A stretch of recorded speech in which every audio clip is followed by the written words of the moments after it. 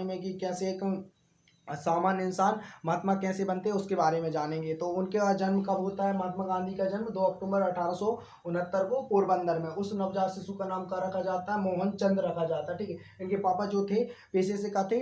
एक राजस्व कलेक्ट करने वाले वो दीवान थे। ठीक है। इनकी मम्मी का नाम था पुतली बाई। और जो करमचंद है इनके जो पिता होते हैं वो 4 शादियां करते हैं, और 4 शादियों में से जो लास्ट वाइफ कौन होती है? इनकी पुतली बाई। और पुतली बाई के किसको जन्म देती है? मोहनचंद मतलब महात्मा गांधी को जन्म देती है, और ये रहते हैं वैष्णव धर्म के। ठीक है। इसके बाद इनकी शादी की बात करें तो इनकी शादी 14 साल की उम्र में किससे?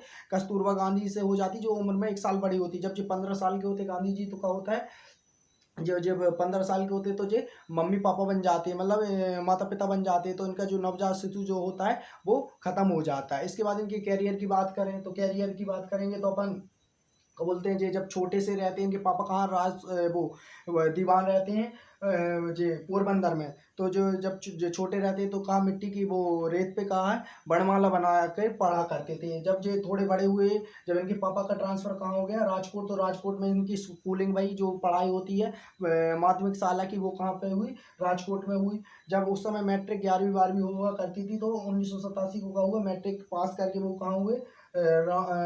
जो श्यामलाल दास कॉलेज से वो पास आउट होते हैं। ठीक है। तो उसके बाद वो सोचते कि अब आखिर जिंदगी में क्या किया जाए, हाई एजुकेशन के लिए कहाँ जाया जाए। तो उन्होंने सोचा कि उनको तो वैसे डॉक्टर बनना था, लेकिन उन्होंने वो वैष्णव समाज होने के कारण वो डॉक्टर तो नहीं बन पाए थे। लेकिन उन्होंने कहा अब मुझे क्या बनना है?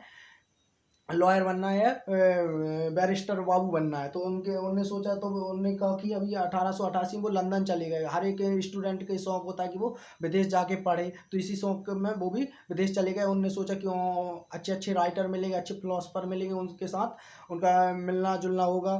तो इसी शौक में वो चले गए लंदन। लंदन जाते तो क्या होता है, वो 10 दिन तक घूमते रहते, कॉलेज ढूंढते कि कौन सा कॉलेज बेस्ट रहेगा, जैसे आज का स्टूडेंट ढूंढता है। तो उनको वहाँ एक कॉलेज मिलता है लंदन लॉ कॉलेज के नाम से। वहाँ वो अपने क्या बोलते हैं उसकी पढ़ाई करने लगते हैं, क्या कि अपने लॉयर की। जब उनकी वो पढ़ाई जो स्टडी उनकी कंप्लीट होती है, तो उसके बाद वो क्या सोचते हैं कि हमको फिर इंडिया जाना है। तो इंडिया आने के लिए वो क्या सोचते हैं कि वो लंदन से 1881 में इंडिया आते हैं। इंडिया में वो क्या होते हैं, वो बॉम्बे कोर्ट में एक छोटा सा केस लड़ते हैं। तो क्या होता है, जब वो शुरू केस लड़ते रहते हैं, तो जो जिसका वो केस लड़ते हैं, तो वो जब जज के सामने जाते हैं तो वो सहम जाते हैं, डर जाते हैं। तो वो वहाँ से लीव हो जाते हैं, छोड़ के बाहर आ जाते हैं, और उस शख्स को उसकी फीस के पैसे वापस कर देते हैं। और वो उसके बाद वो कहते हैं अब मुझसे अभी नहीं होगा, मैं कुछ नहीं कर पाऊंगा। इस चक्कर में वो कहाँ चले जाते हैं? अपने राजकोट, जहाँ के वो थे। ठीक है। राजकोट जाने के बाद वहाँ एक छोटे मोटे लॉयर के रूप में, आप देखते होंगे आज भी जो छोटे छोटे लॉयर होते हैं, उसी के रूप में वो कार्यरत हो गए, अपने काम करने लगे, अपनी जीवन भूमिका चलाने के लिए। ठीक है। उसके बाद उनको वहाँ एक बिजनेसमैन मिलता है, उनके साथ क्या होता है, एक साल का उनका एग्रीमेंट साइन होता है।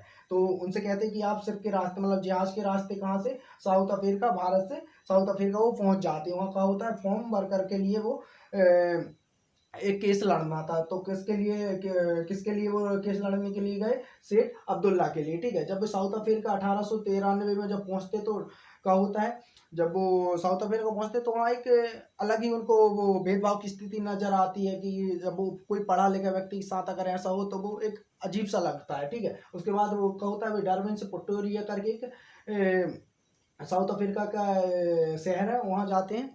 तो वो ट्रेन ट्रिप में क्या होता है, वो टिकट भी रखे रहते हैं, कार फर्स्ट क्लास की वो टिकट रखे रहते हैं। लेकिन क्या होता है, एक अंग्रेज ऑफिसर आते हैं और उनसे कहते हैं कि भैया आप इस ट्रेन में नहीं बैठ सकते, आप फर्स्ट क्लास में, आपके लिए वो सेकंड क्लास है। तो वो मानते नहीं है। तो क्या होता है, उनको ट्रेन से धक्का देके गिरा दिया जाता है। तो वो कहते हैं बेटा आज तुमने हमें धक्का देके तो गिरा लो, ठीक है, एक दिन हम इसी देश से तुम्हें धक्का देके निकालेंगे। तो उनके अंदर एक अपमान को घूंट में पी रहे थे, बहुत दुखी थे इस तरीके से सोच सके। तो वे रात में ना जिस स्टेशन पर उन्हें धक्का दिया गया, तो वो रात भर कड़कती ठंड में वहीं बैठे रहे, और उनकी दम नहीं पड़ी किसी से भी हेल्प लेने की, क्योंकि वो अंदर से बहुत टूट चुके थे।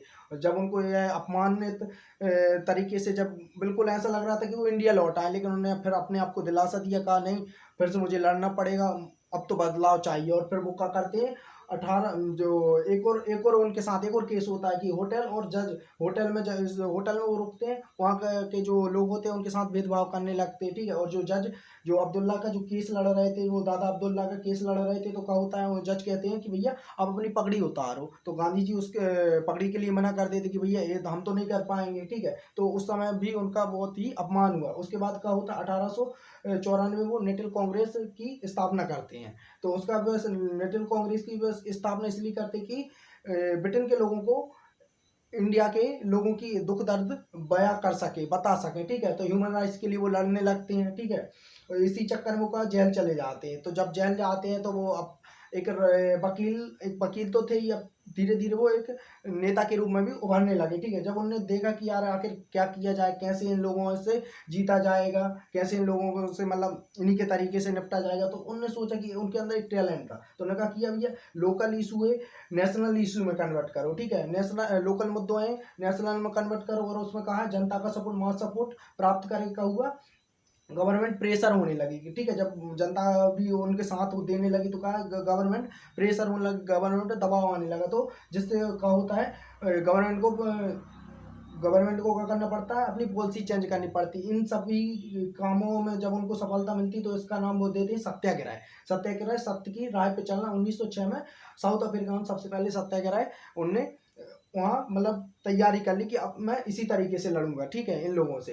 तो जब भारत में जब वे इतना मशहूर हो जाते, का होता है जब प्रोटेस्ट साउथ अफ्रीका में, अब उनको पूरा देश जानने लगता, पूरा दुनिया जानने लगती। तो क्या होता है, अपने यहाँ जब 9 जनवरी 1915 को तिलक जी उनको बुलाते कि भैया आप भारत आइए, आप अपने देश के, अपने लोगों के लिए कुछ तो लड़िए जैसे आप वहाँ लड़ रहे हैं, ठीक है। तो उनकी बात मान के 9 जनवरी 1915 को तिलक जी की बात मान के कौन, गांधी जी कहाँ जाते, इंडिया जाते। तो एक साल वो बस जब आते हो 1915 1916 तक वो का है बस घूमते रहते हैं, ठीक है। कहाँ घूमते रहते हैं, यहाँ की स्थिति समझते कि भारत में तो बहुत दिन बाद आते वो, यहाँ बस प्लानिंग, बैटल की प्लानिंग बनाते रहते कि आखिर कैसे मैं यहाँ से अपने लड़ाई की शुरुआत, अपनी जंग की शुरुआत करूं, कैसे मैं लोगों के लिए हित में काम करूं। इसलिए उनको एक साल लग जाता है हिंदुस्तान को समझने में, ठीक है। वो जब आते तो क्या करते हैं, एक कोचरम आश्रम की स्थापना कर देते हैं। उनका बेसिक फंडामेंटल वही था कि भैया सत्याग्रह करना, वही है कि लोकल इशू है नेशनल इशू में कन्वर्ट करो, और मैं जनता को सपोर्ट प्राप्त करके गवर्नमेंट दबाव दे और पॉलिसी चेंज हो जाती, ठीक है। तो क्या हुआ, 1917 और 18 में जब वो देखा था, 16 तक तो वो घूमा था, 1917 और 18 में जब वो आता तो क्या होता है, केक खाता है। मतलब एक केक खाता है, कैसा, सी का मतलब होता है 1917 में चंपारण। जो सत्याग्रह करते हैं वो कहा, नील के किसानों के लिए करते हैं।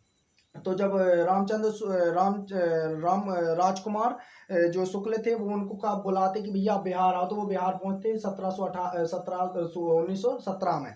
तो जब देखते वहाँ की स्थिति की आखिर कितना लोग अपने मूलभूत अधिकारों के लिए वंचित हैं, तो उनके लिए फिर वो प्रोटेस्ट सत्याग्रह करते हैं। इसी चक्कर में वो अहमदाबाद स्ट्राइक मिल के लिए भी सत्याग्रह करते हैं। तो जो 1917-18 में जब वो केक खाते तो जो सत्याग्रह उनका सक्सेसफुल होता है। 1919 में क्या होता है, एक ब्रिटिश गवर्नमेंट का लेके आती, रूरल एक्ट लेके आती, जिसके अनुसार कोई को भी गिरफ्तार कर लिया जाएगा देशद्रोह के आरोप में। तो जब सेकेंड वर्ल्ड वॉर होता है तो जो बहिष्कार कर देते कि भैया हिंदुस्तान में भाग नहीं लेगा। 1914-16 की बात है।